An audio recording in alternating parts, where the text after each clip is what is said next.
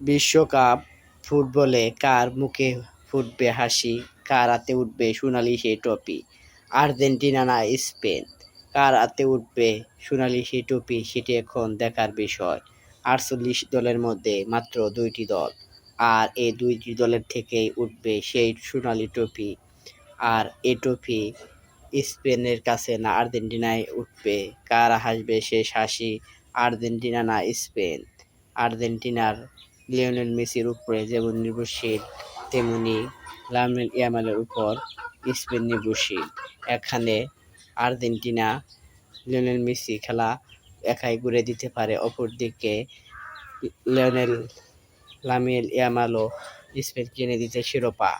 Argentina তারা পরপর ২বার cup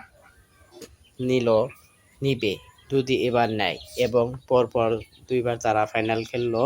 Messi তার জীবনে ৩বার ফাইনাল খেলেন, একবার কাপ নেন, একবার রানার্স আপ হন, এবং এবার সে কি নিতে পারবে ২বার, এটি দেখার বিষয়। অপরদিকে ইয়ামাল তার জীবনে প্রথমবার বিশ্বকাপ খেলে প্রথমবারই ফাইনাল খেলেন, আর তার দল স্পেন ২০১০-এ সর্বশেষ কাপ নিয়েছিল, এবং ২০১০-এর পর এই প্রথম তারা ফাইনাল খেলল।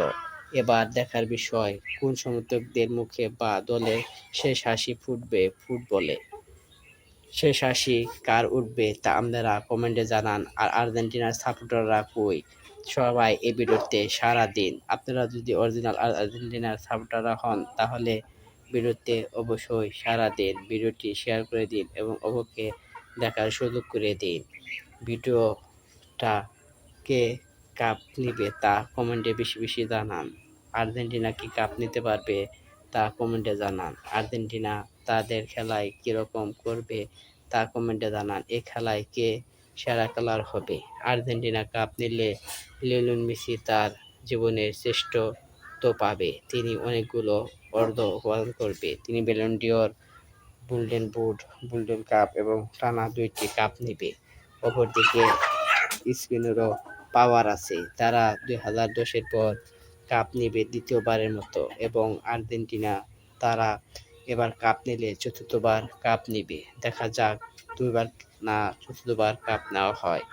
আর এ খেলায় অত্যন্ত সুন্দর হবে এবং হেভিওয়েট খেলা হবে, এটি ধারণা আমার। আপনাদের এ খেলা কেমন লাগবে তা কমেন্টে জানান। ২০ তারিখ ৩টায় সবাইকে খেলার আমন্ত্রণ জানালাম।